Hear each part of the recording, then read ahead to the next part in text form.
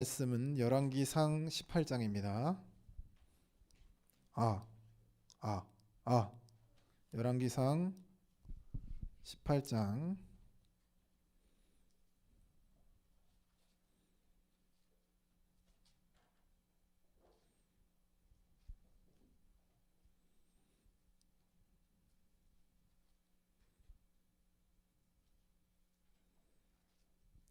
열왕기상 18장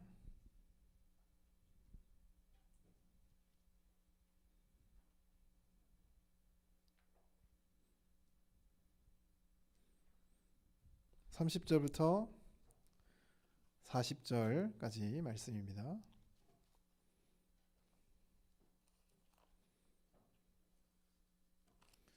열왕기상 18장 30절부터 40절까지의 말씀을 제가 한 절 여러분들이 한 절 읽도록 하겠습니다. 엘리야가 모든 백성을 향하여 이르되 내게로 가까이 오라. 백성이 다 그에게 가까이 가매 그가 무너진 여호와의 제단을 수축하되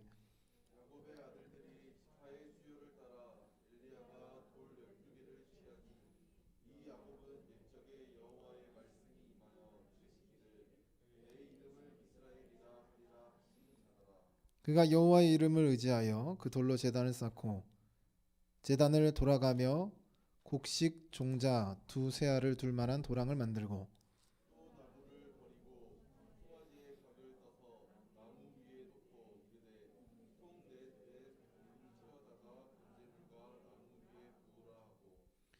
또 이르시되 다시 그리하라 하여 다시 그리하니 또 이르되 세 번째로 그리하라 하여 세 번째로 그리하니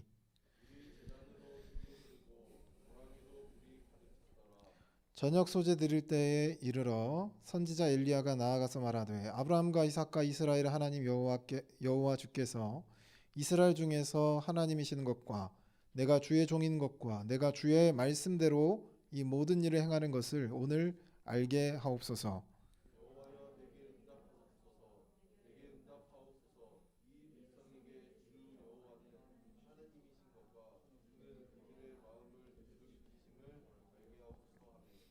이에 여호와의 불이 내려서 번제물과 나무와 돌과 흙을 태우고 또 도랑에 물을 핥은지라.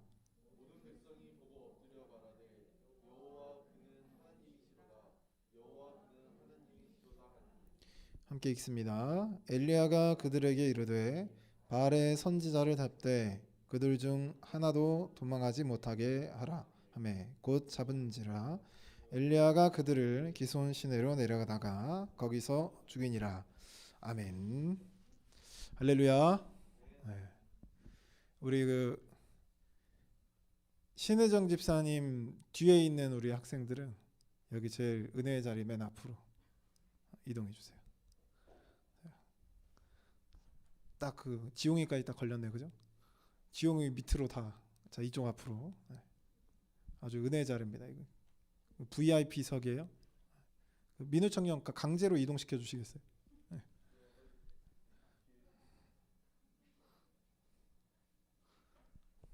빨리 앞으로 오세요. 네. 그러니까 처음부터 앞에 앉아주세요. 그죠? 네. 뒤에 앉으면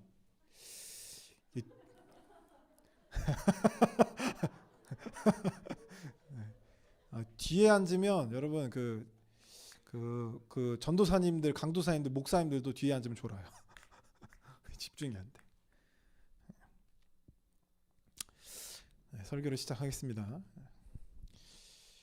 어떤 학생이 저에게 갑자기 대뜸 이제 한창 이제 성경 공부를 하고 있었고 기독교 역사에 대해서 좀 이렇게 공부를 하고 뭐 조직신학도 좀 공부를 하고 이럴 때였어요. 근데 어떤 학생이 공부를 하던 학생이 저한테 대뜸 이제 이야기를 하는 거예요. 제가 이제 막 역사에 대해서 얘기하고 있는데 저한테 장로교의 시작이 루터라고 얘기를 하더라고요. 그래서 아니다, 장로교의 시작은 루터가 아니다. 그랬더니 그 학생이 막 열변을 토하는 거죠. 아니다, 루터로부터 장로교가 시작됐다. 그래서 아니다, 엄밀히 말하면 루터로부터 시작되지 않았다. 그랬더니 너무 이렇게 열정에 찬 나머지 얘기를 하니까 아니 제가 전문가인데 너무 이렇게 막 열정적으로 얘기하니까 제가 아니 대체 어디서 그런 소리를 들었냐 그랬더니 네이버에서 들었다. 네이버에서 들은 거죠. 그래서 그 학생에게 이렇게 얘기했어요. 1517년에 루터가 종교개혁을 시작한 시발점이 됐지만 그 이후에 루터 교회가 세워진 거고 그 이후에 존 칼빈에 의해서 장로교회가 시작됐다. 설명을 해줬어요. 근데 그 친구에게는 제가 말하는 거죠. 목사고 신학을 배웠는데 역사도 신학 역사도 했는데 기독교 역사도 했는데 저보다는 네이버가 더 확실했던 거죠.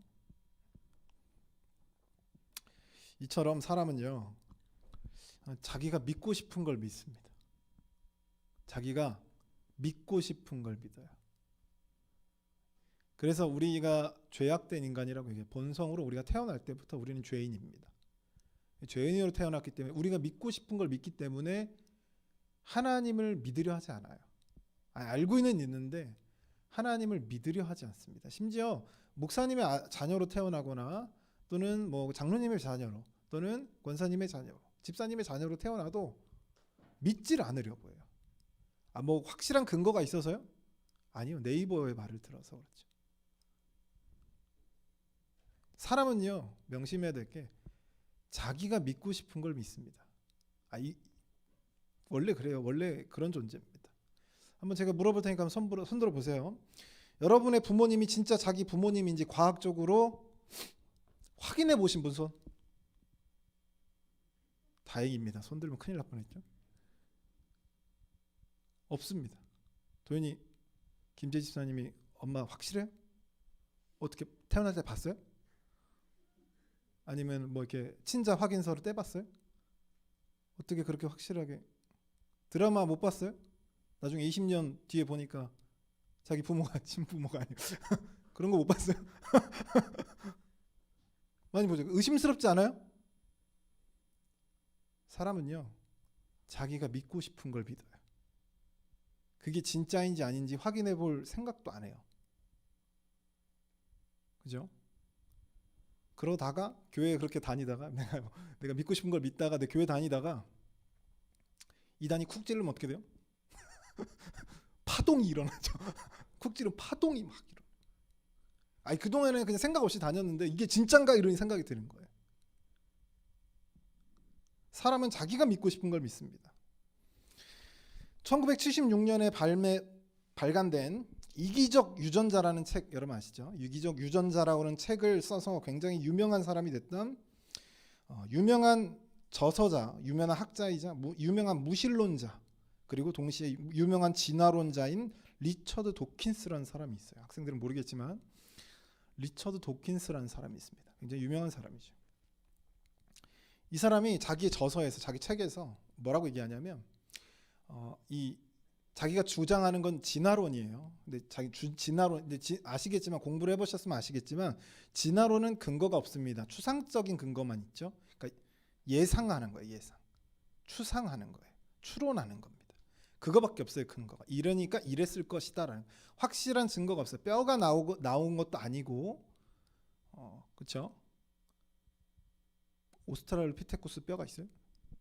여기까지. 하여튼 증거가 없어요. 그러니까 이것을 방어하기 위해서 이 도킨스가 뭐라고 하냐면 나는 창조론을 믿을 수가 없다는 거죠. 창조론을 믿을 수 없는데 근데 둘 중에 하나를 믿어야 된다면 창조론과 진화론 중에 내가 믿어야 된다면 진화론이 더 믿을만하기 때문에 믿는다라고 표현했습니다. 제가 말한 게 아니에요. 도킨스. 진화론자이자 유명한 무신론자인 도킨스가 얘기한 겁니다. 즉 사람은 자기가 믿고 싶은 걸 믿는다는 거죠. 증거는 없어요. 창조론도 증거가 없고요. 과학적으로 봤을 때 증거가 없고 진화론도 증거가 없어요. 둘 중에 선택해야 되는 거죠. 과학적으로 봤을 땐 둘 다 증거가 없으니까. 그렇죠? 그래서 진화론을 선택했다. 자기는 이게 더 믿을 만하기 때문에 믿는다라고 표현한 거죠. 그래서 과학은 신의 존재와 영적인 존재를 규명하지 않습니다. 거기는 과학의 영역이 아니라고 정확하게 이야기해요. 사람은 자기가 믿고 싶은 걸 믿는다. 이게 중요하죠. 이것이 신학적으로 보면 내 믿음의 대상이 바로 내 믿음의 존재, 내 믿음의 대상이자 그 존재가 바로 뭐가 되는 거예요? 신이 되는 겁니다. 철학적으로 또는 신학도 하나의 철학의 하는 부르르 학문으로 들어가니까 신학으로 봐서도 내 믿음의 대상, 내가 믿는 그 존재가 바로 신이 되는 거죠. 신. 내 삶을 책임져 줄 수 있는 대상이 나에게 돈이라면 그 사람에게 신은 그의 신은 돈인 거죠. 만약에 가족이 내 삶을 책임져 주고 내가 신뢰할 만하고 내가 믿을 만해요. 그러면 그 사람에게 있어 신은 가족이 되는 거예요. 철학적으로 접근하는 겁니다. 내 친구가 가장 믿을 만해. 이 세상에서 내 어떤 것보다 친구가 가장 믿을 만합니다. 내 삶을 책임져 줄 수 있을 것 같고 내 삶을 행복하게 해줄 것 같아요. 그럼 그 친구가 그 사람의 신이에요. 근데 우리 현대사회에서는 나 자신이 보통 신이죠. 나를 믿잖아요. 그죠? 내 능력을 믿고요. 내 기술을 믿고 내가 하는 행동들을 믿습니다. 근데 연륜이 젊은 사람들은 그렇게 생각하죠. 근데 연륜이 들어서 과거를 들여다보면 내 뜻대로 된 게 하나도 없어요. 그걸 깨닫게 됩니다. 그래서 교회에 누가 많아요? 어르신들이 많죠. 교회 어르신들이 많아요. 그래서 깨달은 거죠. 내가 한 게 아닌 게 많구나 이런 생각이 듭니다. 어떤 사람들은 석가모니가 자신의 인생을 책임져주고 자신이 믿을 만한 대상이라고 생각하는 거죠. 그럼 어디로 가는 거예요? 불교로 가는 겁니다. 알라신이 자신의 믿음의 대상이고 믿을 만하고 신뢰할 만하며 내 삶을 투자해 볼 만한 그런 대상이 알라신이에요. 그럼 어디로 가는 거죠? 이슬람으로 가는 겁니다. 내가 신뢰할 만한 사람이 이만이고 따를 만한 사람이 이만이고 믿음의 대상이 이만이면 어디로 가는 거예요? 신천지로 가는 겁니다. 그렇죠? 다양한 사람들이 많이 있죠. 내가 믿을 만한 대상이 신뢰할 만한 대상이 네이버라면 그렇죠? 네이버로 따라가겠죠. 전문가인 제 앞에서 네이버가 그랬어요 라고 얘기하는 그 학생처럼 말이에요. 사람은 자기가 믿고 싶은 걸 믿습니다. 때문에 우리의 신앙에서 중요한 거, 우리의 신앙생활에서 중요한 포인트는 뭐냐면 나에게 있어 신이 무엇인가라는 거죠. 내 신이 무엇인가, 나의 신이 무엇인가, 이게 중요한 거죠. 여러분 이스라엘 보세요. 이스라엘 누가 세웠죠? 이스라엘 누가 세웠나요? 모세가 세웠나요? 하나님이 세웠죠. 가나안 땅 누가 차지하겠죠? 하나님이 차지하겠죠. 아무것도 가지지 않았던 이스라엘에게 땅을 주시고 나라를 만들어 주시고 심지어 그들이 땡깡을 부렸을 때 사울이라는 왕도 줬고 그 사울이라는 왕이 하나님께서 탈락시키고 자신의 마음에 합한 자 다윗을 왕으로 세웠죠. 그래서 다윗의 왕조를 세웠습니다. 그렇게 나라로 하나님이 운영해 가셨어요. 이스라엘은요, 누가 보더라도 하나님이 세웠습니다. 그러면 그 누구보다 더 열심히 하나님을 섬겨야 되는 게 맞죠? 맞아요. 여러분 어떻게 이 세상에 태어났죠? 어떻게 이 세상에 태어났나요? 10억 분의 1의 확률을 뚫고 우연히 태어났어요? 하나님에 의해서 태어났습니다. 하나님 창조하셨고요. 하나님의 생명을 불어넣어 줬습니다. 우연히 일은 없어요. 하나님의 입장에서 유한한 우리에게는 그것이 우연이지만 하나님의 입장에서 그 모든 것은 계획입니다. 그러면 우리가 누구를 잘 섬기고 살아야 되냐면 하나님을 잘 섬기고 살아야겠죠. 하나님을 나의 신으로 모시고 살아야 될 거 아니에요. 근데 오늘 본문에 보는 엘리야 시대, 흔히 아합 왕 시대 이스라엘 백성들이 누구를 섬겼느냐? 우리가 너무나 잘 알고 엘리야의 그 450명의 바알 선지자와의 대결 이야기를 너무나 잘 알고 있죠. 우리 학생들 보니까 좀 설명해 줄게요. 이 아합 왕이 역대 가장 악한 왕 중에 3대장 중에 한 명이 아합 왕이에요. 이 아합 왕이 또 3대 악녀가 있거든요. 성경에. 그 중에 한 사람이 이세벨과 결혼합니다.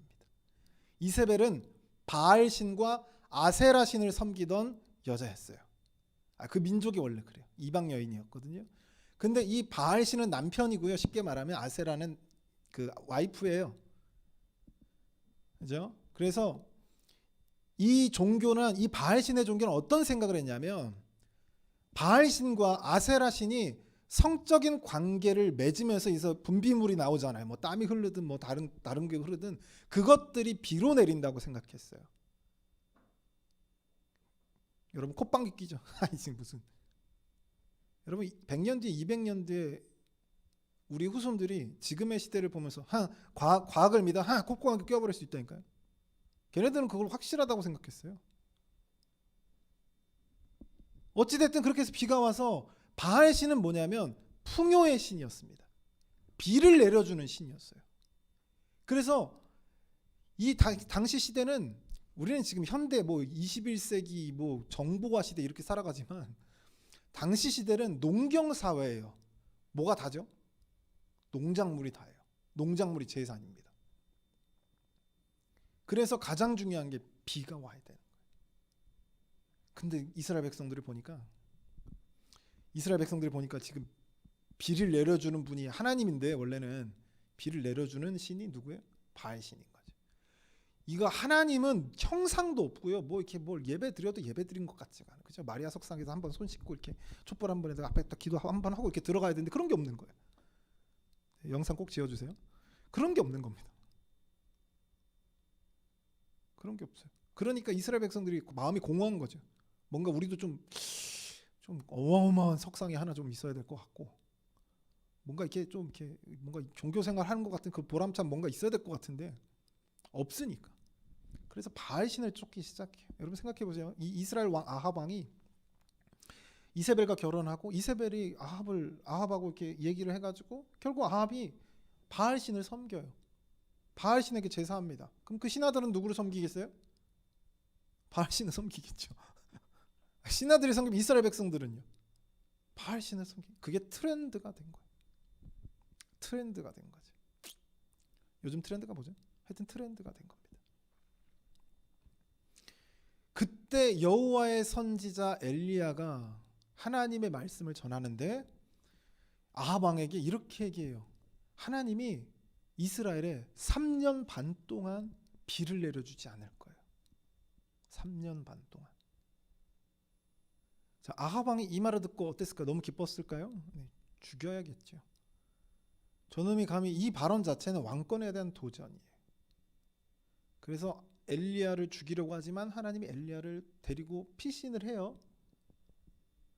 그리고 그 사이에 사르밧 과부 이야기가 있고요. 사르밧 과부 이야기 아시죠?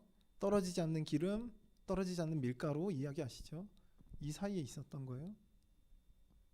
그렇게 죽이려고 했는데 엘리야는 못 잡고 누구를 잡아요? 다른 선지자들을 잡아 죽이는 거예요.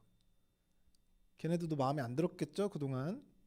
그래서 걔네들도 잡아 죽이거나 감옥에 가두거나, 또는 살아남았으면 도망가는 거예요. 숨어 있거나, 엘리야처럼. 그렇게 해서 이 엘리야가 도망을 갑니다. 도망을 갔는데 거기서 이제 이런 일련의 사건들이 있고, 근데 우리가 사르밧 과부 잠깐 얘기를 하면, 도망갔어요. 사르밧에 있는 지역에 갔어요. 사르밧에 이제 지역에 가서 한 과부를 만나. 이름도 없어. 이름도 안 나와. 사르밧의 한 과부를 만납니다. 거기서 다 이제 그 가뭄이 들었으니까, 먹을 게 없으니까 이 여인이, 특별히 당시 시대 가장 가난한 계층이 과부거든요. 그 과부가 마지막으로 떡을 구워 먹고 죽으려고 기름 조금과 밀가루 한 움큼이 있었습니다. 근데 엘리야가 그거 달라는 거죠. 그거 달라는 거예요. 하여튼 좋습니다. 아니 뭐 사르밧 과부의 믿음이 대단해서 그런 게 아니고 좋습니다. 그걸 먹었더니 기름통에 기름이 멈추지 않고 밀가루 통에 밀가루가 멈추지 않죠. 가뭄이 끝날 때까지. 자, 이 이야기에서 주인공은 사르밧 과부일까요? 엘리야일까요? 많은 분들이 우리가 사르밧 과부의 믿음처럼 그것도 괜찮은데 사르밧 과부의 믿음을 우리가 닮아야 합니다. 그에 대한 얘기는 정확하게 안 나왔어요. 지금 이 이야기의 주인공은 누구냐면 이름이 나와 있는 엘리야입니다. 엘리야가 그 얘기를 던져놓고 3년 반 동안 비 안 올 거예요. 그래놓고 지금 도망간 거잖아요. 쉽게 말하면. 다른 동료들 다 죽어나가고 있었거든요. 근데 혼자 도망가요. 배신자죠. 아주 비겁하죠. 다 죽어나가고 나중에 보면 그 대화가 있습니다. 그 왜 당신이 이렇게 도망갔는지 뭐 이런 대화가 있어요. 그건 제쳐두고 도망갔어요. 근데 사르밧에서 그 여인과 만났던 그 사건을 통해서 엘리야가 어떤 경험을 하냐면 하나님이 진짜 신이구나. 하나님은 사르밧에 있는 한 여인을 통해서 엘리야를 교육시키기를 원했던 거예요. 심지어는 이 사르밧 과부의 아들이 죽습니다. 지금 여인은 사는 목적은 이 아들 하나 때문에 사는 거거든요. 아들과 함께 죽으려고 했고 아들과 함께 살아가려고 하는 거예요. 근데 아들이 죽었어요. 이 사르밧 과부가 난리가 났죠. 엘리야를 찾아와요. 그래서 엘리야가 얼마나 급했는지 하여튼 나중에 읽어보세요. 얼마나 급했는지 하여튼 급한 액션을 취하면서 살려요. 그냥 단순히 그 다음 때 엘리사는 뭐 그냥 기도만 해줘도 막 역사가 일어나는데 엘리야는 이때 당시에는 아주 약간 좀 그 모자라다고 신앙이 좀 모자라고 되나 그런 상태였기 때문에 하여튼 다급하게 좀 애를 살려요. 그 이야기 속에서 그 역사 속에서 그가 깨달은 게 뭐냐면 죽은 자도 살렸다니까요. 하나님이 죽은 아이도 살려냈어요. 하나님. 그러니까 이 엘리사가 확신에 찬 거죠. 하나님이 진짜 신이구나. 하나님이 엘리야를 교육시키는 장면이에요. 그리고 난 다음에 오늘 우리가 읽었던 말씀의 이야기가 나옵니다. 엘리야가 누구에게 찾아가요? 아합 왕에게 찾아가요. 3년 반이 지났겠죠. 가뭄이 끝났을 거예요. 그래서 가뭄의 기간이 끝나가니까 그 얘기했던 3년 반이 끝나가니까 엘리야가 아합 왕을 다시 찾아갑니다. 찾아가서 뭐 하자는 거예요? 대결을 뜨자는 거죠. 그동안 자기가 교육받았던 훈련받았던 게 뭐예요? 하나님이 진짜 신이에요. 엘리야의 마음속에 아마 그것도 어렴풋이 있었을 거예요. 바알 신에 대한 또 다른 것에 대한 진짜 하나님이 진짜 신인가? 다른 신이 있는 것도 아닌가? 이런 생각도 들었겠죠. 아마 모르긴 몰라도 우리의 마음속에 하나님이 진짜 신인가? 하나님 진짜 있는가? 하나님 진짜 없는 거 아니야? 지금 이거 헛고생하고 있는 거 아니야? 이런 생각이 들 거예요. 저도 그랬고 여러분도 그랬을 거예요. 그 이야기 속에서 하나님 중에 엘리야를 통해서 우리에게 얘기하는 거죠. 누가 진짜 신이냐? 누가 내 인생을 책임져 줄 수 있는 신이냐? 누가 이 세상을 만물을 창조했고 누가 이 만물을 운영해가는 신이냐? 누가 진짜 신이냐라는 거죠. 이 아합 왕에게 대결을 때 엘리야가 너무 확신에 차서 아합 왕하고 대결을 요청해. 그 대결이란 게 뭐냐? 우리가 잘 알고 있는 것처럼 이 바알 선지자가 이스라엘에 450명이 있었어요. 아세라 바알 선지자, 바알 제사장들이 450명, 아세라 선지자 제사장들이 400명이에요. 총 850명이죠. 대결을 하자는 거죠. 그래서 어떤 대결을 하냐면 제단을 쌓아놓고 거기다 제물을 올려놔요. 뭐 어떤 제물이든 상관없어요. 사람을 올려놔도 되고요, 짐승을 올려놔도 되고요, 곡식을 올려놔도 돼요. 상관없습니다. 어떤 걸 올려도 상관없는데 거기다 기도해서 불을 내려주는 불을 내려주는 그 신이 무슨 신이다? 진짜 신이라는 거죠. 근데 당시에 그 엘리야가 찾아갔을 때는 엘리야가 3년 뒤에 찾아갔을 때는 정확하게 2년 좀 넘어서 찾아갔는데 찾아갔을 때는 자기와 함께 해줄 사람이 없어요. 지금 몇 대 몇으로 싸워야 되냐면 450대 1을 싸워야 되는 거예요. 바알 선지자들과 싸워도. 그 대결을 요청합니다. 바알 선지자 이 450명이 부랴하게 준비해가지고 제단을 쌓고 거기다 짐승을 올려놓고 불이 떨어지게 기도를 하기 시작합니다. 흔히 말해 지랄발각을 다 하죠. 심지어 어느 정도까지 하냐면 자기 몸에 자해를 해요. 신이 자극을 받으라고 자극을 받아야 어떻게 해요? 자기 아세라 비가 오려면 아세라 신이 필요하고 불이 떨어지려면 바알 신이 있어야 되니까 막 자기 몸을 자해를 합니다. 왜냐하면 바알 신의 제사장을 아낀다면 자해를 하면 불을 내려줘야죠. 살려줘야 될 거 아닙니까? 지금 이 대결은요, 누가 신이냐, 누가 진짜 신이냐, 누가 진짜 신을 섬기는 사람이냐라는 대결입니다. 그러면 엘리야가 패배하면 엘리야가 가짜 신을 섬기는 거잖아요. 그럼 죽어야 돼요. 450명 바알 선지자를 섬기는 걔네들이 가짜 신을 섬기고 있으면 걔네들이 죽어야 돼. 왜냐하면 여러분 생각해 보세요. 3년 반 동안 비가 안 왔습니다. 이 정도면 부자들도 지금 휘청일 단계예요. 우리나라에 지금 코로나, 가뭄도 아니죠. 코로나가 닥쳤죠. 경제생활 하잖아요. 좀 어렵지만 하긴 하잖아요. 그런데도 여기저기서 어렵다고 막 비명소리가 나죠. 근데 3년 반 동안 비 한 방울이 안 내렸어요. 가난한 사람들은 이미 태반이 굶어 죽었을 겁니다. 그러면 여러분 생각해 보세요. 내 자녀가 죽었어요. 굶어 죽었습니다. 내 아내가 목말라서 죽었어요. 물을 못 먹어서 죽었어요. 내 남편이 못 먹어서 죽었습니다. 그럼 그 가슴 속에 뭐가 있겠어요? 뭐 평화가 있겠어요? 분노가 있겠죠. 분노가 가득 찼어, 이스라엘 백성들에게. 그럼 그 분노를 어디다 풀어야 될 거 아니에요? 그죠? 어디다 풀어야 될 거 아니에요? 그 대상이 필요한 겁니다. 그래서 아합 왕이 엘리야가 대결하자고 찾아왔을 때 원래는 어떻게 돼요? 바로 죽여버리면 되잖아요. 아합 왕이 죽여버리면 돼요. 근데 지금 흘러가는 상황이 그럴 수 있는 상황도 아니고, 아합 왕이 생각하기에는 이 민심을 다독일 만한 이벤트가 발생할 수 있는 거예요. 자기 입장에서는 좋은 거죠. 누가 보더라도 불은 안 떨어져요. 그러면 결국 엘리야를 그냥 왕이 몰아가서 엘리야를 죽이면 돼요.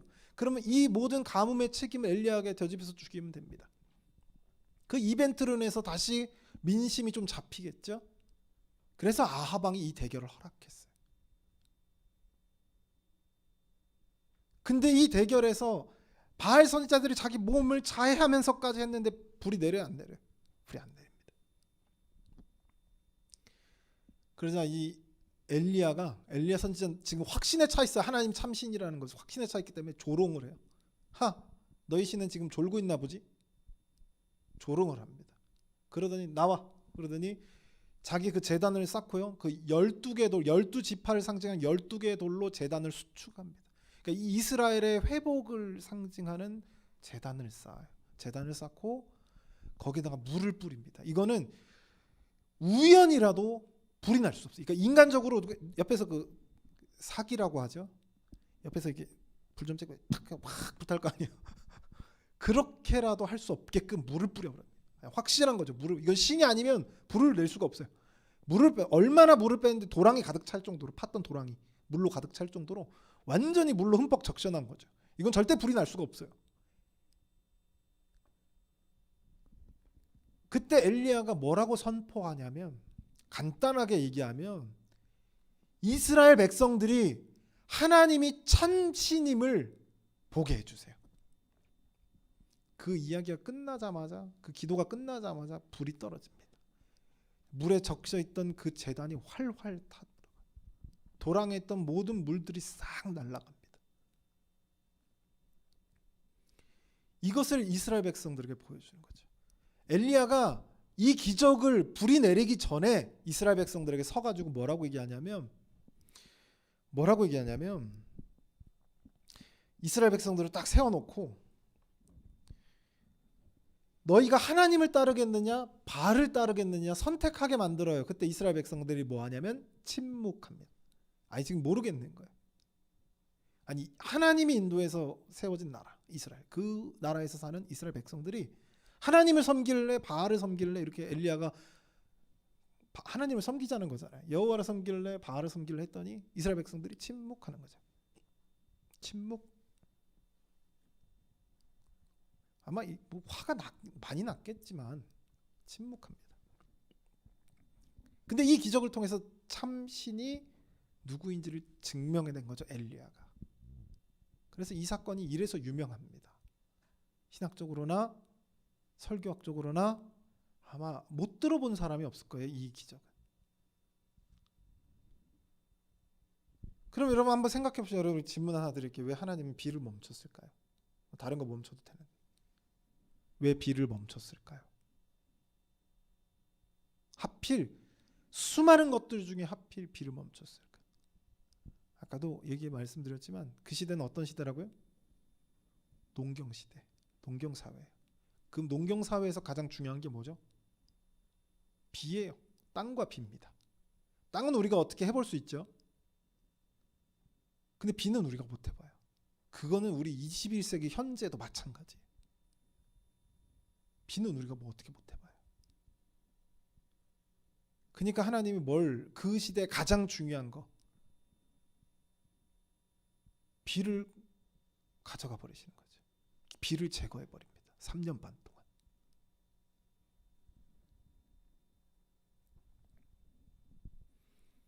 여러분 이 이야기의 핵심은요. 기도하면 하나님이 불을 내려주신다 이런 얘기가 아니에요. 우리가 기도하면 못 이룰 것이 없다 이런 얘기가 아닙니다. 진짜 신이 누구냐는 이야기예요. 진짜 신이 누구냐. 이 이야기의 핵심은 하나님께서 왜 비를 멈췄을까 우리가 고민했을 때 답이 나오는 겁니다. 바알 신은 풍요와 번영의 신이었고 비를 내려주는 풍년을 이루게 하는 신입니다. 그러니까 비를 제거하는 거죠.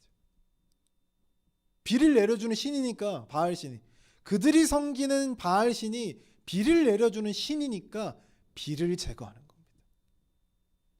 이스라엘 백성들이 바알 신에게 비를 내려주세요. 제발 2년이 지났습니다. 바알 제발 비를 내려주세요. 비로도 하나님이 비를 내려주지 않아요. 제거했습니다.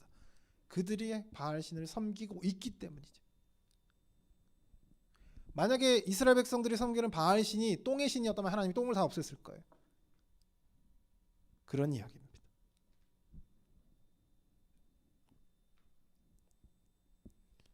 이들이 꿈꾸는 풍요와 번영이 얼마나 허무한 것인지를 하나님 보여줄 필요가 있었죠. 결국 이 대결을 통해서 하나님을 우리에게 진짜 참신이 누구인가 우리에게 물어보고 있는 거죠. 그래서 우리에게 촉구합니다. 누구를 따를래? 라고 하는 겁니다. 누구를 따를래? 여러분 농업사회에서는 땅과 비를 통해서 우리가 얻은 곡식이 가장 큰 자산이죠. 때문에 하나님 비를 내려줄 것이라고 생각한 바알을 그래서 이스라엘 백성들은 그 가장 중요한 자산을 보호하거나 또는 불릴 수 있는 바알 신을 숭배했던 거예요. 자, 그러면 이걸 현대로 가져갑시다. 옛날에는 하나님이 그래서 비를 제거했어요. 비를 그래서 제거했습니다. 그럼 현대 사회에 돌아와 봅시다. 자본주의 사회에서 가장 하나님이 이 시대 엘리야의 이 사건을 다시 리바이벌 한다면, 다시 또 우리에게 갈려주려고 한다면 하나님 비가 아닐 거예요. 이번에는 뭘 제거하실까요?